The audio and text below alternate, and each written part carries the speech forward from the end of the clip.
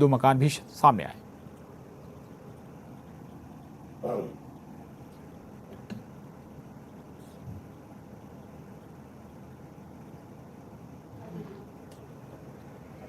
आसमान गूंज जाए और लग जाए कि घुमंतु और अर्ध घुमंतु समाज यहाँ आया हुआ। बोलिए भारत माता की, संत सेवालाल जी महाराज की, संत रूप सिंह जी महाराज की, संत लखीसाई महाराज की। मंच पर विराजमान भारतीय जनता पार्टी के कर्मठ और यशस्वी अध्यक्ष, जो हमारे आग्रह पर इस पंचायत में पधारे, भाई बीडी शर्मा जी, भारतीय जनता पार्टी के संगठन महामंत्री आदरणीय श्रीमान सुहास भगत जी, मेरे मंत्रिमंडल के सहयोगी, आपके विभाग के मंत्री जो आप ही जैसे हैं, आदरणीय रामखिलावन पटेल जी, आदरणीय रवि बुंदेला जी, जो वर्षों से घूम घूम के इन सब समाजों की सेवा के काम में जुटे हुए हैं, आदरणीय मोहन खींची जी, आदरणीय संजय जाधव जी, भाई नारायण सिंह बंजारा जी, भाई प्रदीप पटेल जी, राधेलाल बघेल जी, और इस सभागृह में बैठे हुए मेरे विमुक्त घुमंतु और अर्ध घुमंतु जनजातियों के मेरी प्रिय बहनों को राखी की शुभकामनाएं। मेरे भाइयों और भांजे भांजियों, सबसे पहले मामा दोनों हाथ जोड़ के सिर झुका के आप सबको प्रणाम करता है, आप सबको नमस्कार करता है। कल जन्माष्टमी थी, भगवान श्री कृष्ण का जन्म हुआ, और आज आप सीएम हाउस में पधारे हैं। मैं आप सबका यहां हृदय से स्वागत करता हूं, अभिनंदन करता हूं। मेरे मुख्यमंत्री रहते हुए सीएम हाउस आपका ही है, जनता ही का है। इस बार बड़ी आफत हुई कोरोना में, चौथी बार मुख्यमंत्री बना। इच्छा बहुत थी कि बीच बीच में आपसे बात करूं, मिलूं, लेकिन कोरोना में लोग आ नहीं सकते, पंचायतें कर नहीं सकते, आपको बुला नहीं सकते। लेकिन कोरोना पे नियंत्रण होने के बाद पहली अगर सीएम हाउस में कोई पंचायत हुई है तो हमारी घुमंतु और अर्ध घुमंतु जातियों की पंचायत हुई है। आप पधारे, मेरा सौभाग्य है। अपने अपनों के घर आए। मेरे बहनों और भाइयों, आपकी अपनी परंपरा और इतिहास रहा है। अंग्रेजों ने कह दिया क्रिमिनल ट्राइब्स, ये हमारे स्वाभिमान पर चोट थी। हमारे समाजों में कई संत हुए, कई क्रांतिकारी हुए, ये उनका अपमान था। लेकिन 1952 में उस काले कानून को रद्द किया गया और आप सबको इस क्रिमिनल ट्राइब से आजादी मिली। आज के दिन 31 अगस्त के दिन, और इसलिए मध्य प्रदेश की धरती पर 31 अगस्त का दिन आपकी विमुक्ति दिवस के रूप में मनाया जाएगा। हर साल हम कार्यक्रम करेंगे, क्या दिक्कत है? देखो मेरे बहनों और भाइयों, भारतीय जनता पार्टी की सरकार है और मैं आपका स्वागत कर रहा हूं। उनका स्वागत जो विकास की दौड़ में पिछड़ गए, उनका स्वागत जो आज भी गरीबी और असमानता का दंश झेल रहे हैं, उनका स्वागत जिनको ऐतिहासिक रूप से समानता का दर्जा नहीं मिला है, उनका स्वागत कि जिन्होंने देश, धर्म और संस्कृति बचाने की अपनी पहचान मिटा दी थी, अपनी पहचान समाप्त कर दी थी, ऐसे संकल्प ले लिए, एक जगह रहेंगे ही नहीं। और संकल्पों का कारण भी था देश और धर्म की रक्षा। मैं आपकी तपस्या को प्रणाम करता हूं, मैं आपके संकल्प को प्रणाम करता हूं। लेकिन 2011 आपको याद होगा, नारायण, संजय सब यहां बैठे, तब हमने तय किया रवि जी दिन रात आपकी सेवा करते हैं। और देखो आप आए तो पानी भी आ रहा है, आप आए बाहर आई। मैं इसलिए कह रहा हूं कि मैं बहुत परेशान था, अभी बिजली का संकट पैदा हो गया। उसका बड़ा कारण यह था कि नर्मदा जी में पानी नहीं है, बांध खाली पड़े तो पानी की बिजली बननी बंद हो गई। लेकिन मुझे लग रहा है कि अब आपके चरण पड़ गए बरसों राम धड़ाके से। बांध भरेंगे तो सस्ती बिजली मिल जाएगी। आज का दिन बहुत शुभ भी है, लेकिन 2011 में पहली बार पंचायत बुला के यह तय किया कि घुमंतु और अर्ध घुमंतु जातियों का अलग से मंत्रालय बनाया जाएगा।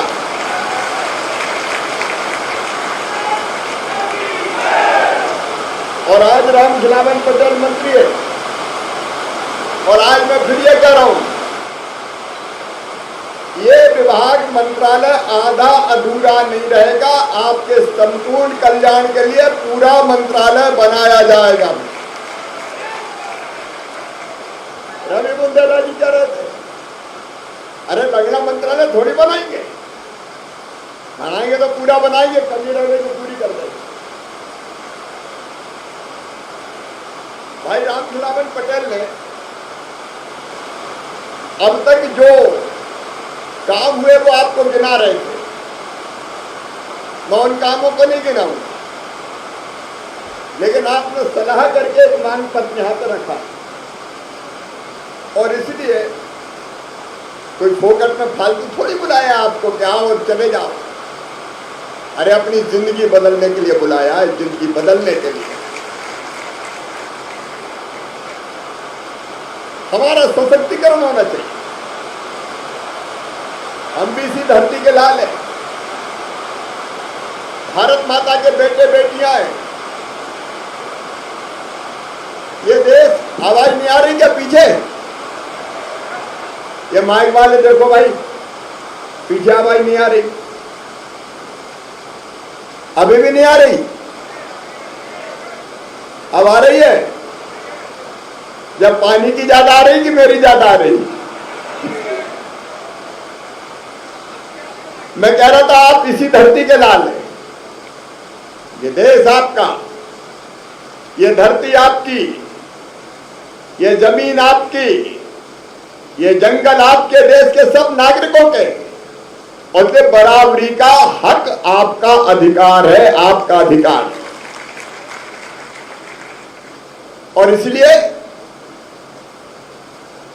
एक बात आई यहां पे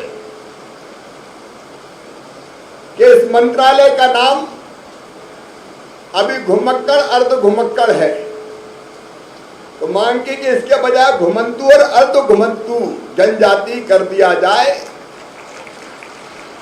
तो तत्काल इस विभाग का नाम घुमंतु और अर्ध घुमंतु जनजाति विभाग कर दिया जाएगा। संख्या का सवाल है, कितने हैं, और इसलिए राज्य सरकार अपनी तरफ से व्यवस्था करके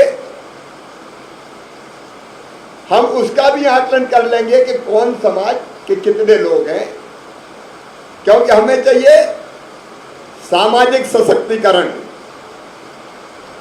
आर्थिक सशक्तिकरण और शैक्षणिक सशक्तिकरण। सामाजिक सशक्तिकरण मतलब समाज में इज्जत चाहिए, मान चाहिए, सम्मान का स्थान चाहिए। अभी अध्यक्ष जी बता रहे थे क्रिमिनल ट्राइब्स काय की, हमारा अपना इतिहास रहा है। देखो भाई, अच्छे और बुरे लोग हर समाज में होते हैं, कोई समाज ऐसा नहीं जिसमें अच्छे ही अच्छे हो। अब ये तो त्रेता युग से चला आ रहा है, अरे सतयुग में भी अच्छे और बुरे सब होते थे। तो हर समाज में अच्छे लोग होते हैं, कुछ बुरे भी होते हैं। अब जो बुरे हैं वो बुरे हैं, लेकिन उसके कारण पूरा समाज बुरा नहीं हो सकता, उसको सम्मान से वंचित नहीं किया जा सकता। और इसलिए पुलिस को भी अधिकार नहीं है कि जाति विशेष के नाम पे पकड़ ले, बंद कर दे, जैसा कह रहे थे अभी रवि जी। अपराधियों पर कार्रवाई हो, कोई बात नहीं है, लेकिन निर्दोष की तरफ कोई उंगली उठाकर नहीं देख पाएगा, ऐसी व्यवस्था की जाएगी। मेरे बहनों और भाइयों, प्रमाण पत्र जनजाति का वो एक बड़ी समस्या है आपका, लेकिन अब जो मुझे आपने मांग की है कि इनका प्रमाण पत्र में, उसी प्रमाण पत्र में जिस वर्ग से आते हैं अनुसूचित जाति जनजाति वो अंकित की जाए, तो वो भी अंकित कर दी जाएगी। विभाग के बारे में मैंने कहा पूर्ण विभाग बनाएंगे तो कर्मचारी अधिकारी की दिक्कत खत्म हो जाएगी। एक बात यह भी आपने कही है कि कुछ महीने हम भ्रमण करते हैं कुछ जातियां, तो बच्चों की परीक्षा का क्या होगा। मेरी बेटियां भी आई हैं, बच्चे भी आए। आप बताओ अपने बच्चों को पढ़ना चाहिए कि नहीं पढ़ना चाहिए? एक स्वर से बताओ, पढ़ना चाहिए कि नहीं? तो आज ये पंचायत तय करे कि हम अपने हर बेटा बेटी को पढ़ाएंगे। पढ़ाएंगे तो बोलिए भारत माता की। और पढ़ाई के लिए जो शैक्षणिक सशक्तिकरण है, आज मैं ये तय करता हूं कि अपने बच्चों को श्रमोदय विद्यालय में प्रवेश के लिए सीटें आरक्षित करूंगा, ज्ञानोदय विद्यालय में सीटें आरक्षित करेंगे, जरूरत पड़ी तो एकलव्य विद्यालय में भी सीटें आरक्षित करके अपने बच्चों को पढ़ाएंगे और छात्रावासों में भी स्थान देंगे ताकि हमारे बच्चे पढ़ सके। लेकिन कुछ जातियां घूमती है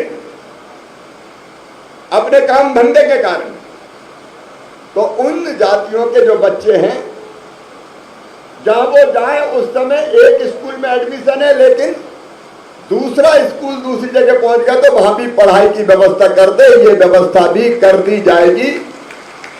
एक एडमिशन के आधार पर दूसरी जगह अगर जाके रहते हैं तो वहां उस व्यवस्था को कर देंगे। मेरे बहनों और भाइयों, आर्थिक सशक्तिकरण, भूखे भजन न होए गोपाला, धर लो अपनी कंठी माला। जिंदगी चलाने के लिए रुपया चाहिए, पैसा चाहिए, उसके बिना काम होता नहीं है। आर्थिक सशक्तिकरण के लिए 3 चीजें करेंगे अपन। नंबर 1, जितनी सरकारी भर्तियां होगी आने वाले कुछ ही महीनों में 1 लाख सरकारी भर्तियां की जाएगी। उसकी तैयारी हो गई हर एक विभाग की। एक एक विभाग के हम शुरू कर रहे हैं। इन परीक्षाओं में जो बच्चे भाग लेंगे उनकी ट्रेनिंग की व्यवस्था हो जाए यथासंभव, इसकी हम कोशिश करेंगे। जैसे रवि जी ने बताया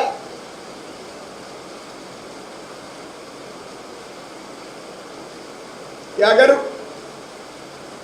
दौड़ भाग की ट्रेनिंग दे दी जाए तो पुलिस में भर्ती हो जाती, 15 बच्चे हमारे सिपाही बन गए। तो ऐसी ट्रेनिंग जहां जहां हमारी समाज है वहां हम आयोजित करेंगे ताकि अपने बच्चे नौकरियों में आ सके। नंबर 2, एक योजना स्वरोजगार की योजना, जो अपना काम धंधा करना चाहते हैं उसके लिए पैसा चाहिए, बिना पैसे के नहीं होता। तो मैं घुमंतु और अर्ध घुमंतु जातियों के लिए एक स्वरोजगार की योजना बनाएंगे जिसमें उनको रोजगार के लिए बैंक लोन देगा और उसका ब्याज मामा भरवाएगा ताकि ब्याज बोझ ना बन जाए। स्ट्रीट वेंडर जैसी योजना। और तीसरी चीज, हम कलाकार भी हैं, हाथों में कौशल्य कला है। अगर ठीक दिशा में उस कला को मौका मिल जाए तो हमारे हाथ चमत्कार कर सकते हैं। आज कालबेलिया जो जाति है उसके जो कलाकार हैं वो यहाँ पे ट्राइबल म्यूजियम में आज इकट्ठा है और वो गुदड़ी वगैरह जो बनाते वो बनाने का काम कर रहे हैं। हम बहुत अच्छे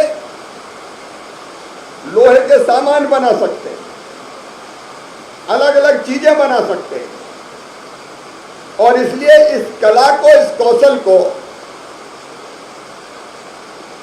हम जो आईटीआई में ट्रेनिंग देते हैं उससे और जोड़ के ये प्रयास करेंगे कि आप अपने हाथों से कई तरह की चीजें बना के और उसको भी बेच के अपनी आजीविका का बेहतर ढंग से निर्वाह कर सकें। और उसको भी बैंक से हम जोड़ देंगे ताकि उसके लिए आवश्यक पैसा और धनराशि आपको मिल जाए। फिर अपने टोला मजरा की बात आई, उनको राजस्व ग्राम का दर्जा कहने की बात कही आप। तो एक बार इसका परीक्षण करा के जो मजरा टोला राजस्व ग्राम बन सकते हैं उनको बनाने की दिशा में कदम उठाए जाएंगे। अपराध करने पर अपराधी का नाम लिखा जाएगा, किसी जाति का नाम नहीं लिखा जाएगा। पूरी जाति अपराधी थोड़ी होती है, अपराध करने वाला अपराधी होता है। फिर एक बुनियादी जरूरत है, देखिए, रोटी कपड़ा मकान, पढ़ाई और दवाई का इंतजाम। आप जानते हैं मुख्यमंत्री अन्नपूर्णा योजना के अंतर्गत 1 रुपया किलो गेहूं, चावल और नमक देने की व्यवस्था है। अधिकांश परिवार जुड़े होंगे, लेकिन अगर कोई छूटे हैं तो उनको भी 1 रुपया किलो गेहूं, चावल, नमक में जोड़ा जाएगा ताकि सस्ता राशन प्राप्त हो सके।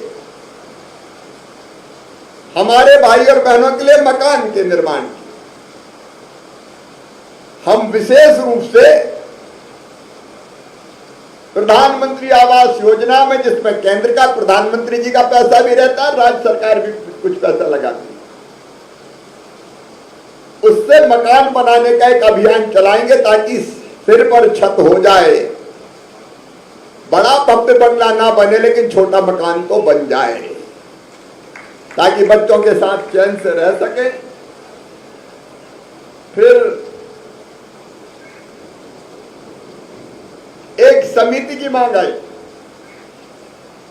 क्योंकि अपना विभाग थोड़ा छोटा है, इस बार कई बार अनदेखी हो जाती। तो कलेक्टर की अध्यक्षता में आपकी योजना के क्रियान्वयन के लिए एक समिति बनाई जाएगी, जिसकी बैठक प्रभारी मंत्री भी लेंगे, जो देखेगी कि योजनाओं का लाभ आपको ठीक से मिले। एक और विचार मेरे मन में आया है कि हमारी परंपराओं को, हमारे जीवन मूल्यों को, हमारी संस्कृति को, अब संस्कृति या बंजारा संस्कृति नहीं है, अलग अलग समाज की मैं बात कर रहा हूं। तो इस संस्कृति को संरक्षित करने के लिए हम एक संग्रहालय भी बनाएंगे, ताकि अपनी संस्कृति संरक्षित रह सके। मेरे बहनों और भाइयों, कई काम किए हैं, कई काम करना है। जोगड़िया माता सेवा समिति भी खूब काम कर रही है, और मैं रवि जी को बधाई देता हूं। जब जोगड़िया माता यात्रा कोरोना के बाद कभी निकले तो एक बार मैं भी आऊंगा, उस पर चिंता मत कीजिए। बहनों और बेटियां हमारे लिए देवियां हैं, उनकी पूजा मेरे लिए भगवान की पूजा के बराबर है, और इसलिए उनका भी सशक्तिकरण करेंगे। और विशेषकर हमारी समाज की जो बहनें हैं, उनके लिए विशेष रूप से स्वयं सहायता समूह बना के उनको भी लोन दिला के उनका भी काम धंधा चालू करवाएंगे। ये महिलाओं के सेल्फ हेल्प ग्रुप होंगे। फिर प्रवासी जो मजदूर और फेरी वाले हैं, जो अलग अलग काम करते हैं, उनको भी अलग से पहचान पत्र बनाने की व्यवस्था की जाएगी, ताकि उनको कोई दिक्कत ना आए। एक आवासीय पट्टों की बात है। देखो भाई, अपना साफ कहना है कि इतना हक तो हमारा है कि जो जमीन पे हम रहते हैं उसका पट्टा हमको मिल सके। मैं हर कहीं पट्टे की बात नहीं कर रहा, सड़क किनारे अगर है तो हम उपयुक्त स्थान देख लें, लेकिन बिना जमीन के कोई ना रहे, रहने की जमीन हर एक के पास हो, इसका इंतजाम किया जाएगा उपयुक्त स्थानों पर, ताकि वहां पर मकान भी बना सके। खेल के क्षेत्र में भी अब नर समाज जैसे हमारे समाज, अगर इनको ठीक से प्रशिक्षण दे दें तो जिम्नास्टिक के बेहतरीन खिलाड़ी हो सकते हैं। तो खेल के क्षेत्रों में भी और बेहतर हमारे समाज के बच्चे काम कर सके, इसका प्रयत्न भी भरपूर हम करने की कोशिश करेंगे। मैं सभी में कोई एक दो जातियों का नहीं, हमारी तो 52 जातियां हैं अलग अलग, 51। मैं सबका नाम नहीं ले रहा, लेकिन जो मैंने कहा है वो सबके लिए कहा है। आज फिर से एक नया प्रारंभ हुआ है। ये केवल पंचायत नहीं है, ये आपकी जिंदगी को बदलने का अभियान है। मैंने रोटी मकान की बात कही, बच्चों की शिक्षा के लिए मैंने कहा, और आज मैं ये भी कह रहा हूं, हमारे समाज के प्रतिभाशाली बच्चे आप पढ़ाओ, अगर उनका एडमिशन मेडिकल इंजीनियरिंग कॉलेज में होगा तो उसकी फीस भी चाहे वो 8-10 लाख रुपया साल हो तो वो भी मामा भरवाएगा, भारतीय जनता पार्टी की सरकार भरवाएगी। इलाज की बात, आयुष्मान कार्ड बनने का अभियान चल रहा है। एक बार फिर से सर्वे हो जाए, जिनके आयुष्मान योजना के कार्ड नहीं बने हैं उन सबके आयुष्मान के कार्ड बनाए जाएंगे प्रधानमंत्री जी के आशीर्वाद से, और 5 लाख रुपए तक का इलाज प्राइवेट चिन्हित अस्पतालों में भी निःशुल्क किया जाएगा। जिंदगी बदलनी है, पिछड़े नहीं रहना है, समाज की बराबरी पर चलना है, प्रदेश और देश की प्रगति और विकास में योगदान देना है। और इसके लिए जो हर संभव सहयोग जरूरी है वो मध्य प्रदेश की सरकार, भारतीय जनता पार्टी की सरकार, वो आपको देगी। और आपको देने का मतलब मैं कोई एहसान नहीं कर रहा, तेरा तुझको अर्पण क्या लागे मेरा, अपने ही तो अपन सब है, मतलब अपने समाजों का भी संपूर्ण विकास और कल्याण हो, इसमें कोई कोर कसर नहीं छोड़ेंगे। एक बार फिर इस पंचायत में आपका मैं हृदय से स्वागत करता हूं, अभिनंदन करता हूं। और इस कार्यक्रम की समाप्ति के बाद भोजन किए बिना कोई नहीं जाएगा, नहीं तो मामा गुस्सा हो जाएगा। बहुत बहुत धन्यवाद। हार्दिक धन्यवाद माननीय मुख्यमंत्री जी। सबके दुख दर्द को न केवल समझने वाले वरन उसे दूर करने के हर संभव प्रयास के लिए कृत संकल्पित है प्रदेश के मुखिया माननीय मुख्यमंत्री जी। प्रदेश की जनता की ओर से आपका हार्दिक अभिनंदन है माननीय मुख्यमंत्री जी। आप सभी से निवेदन है कृपया अपने स्थान पर बैठ जाएं। आप सभी से निवेदन है कार्यक्रम अभी समाप्त।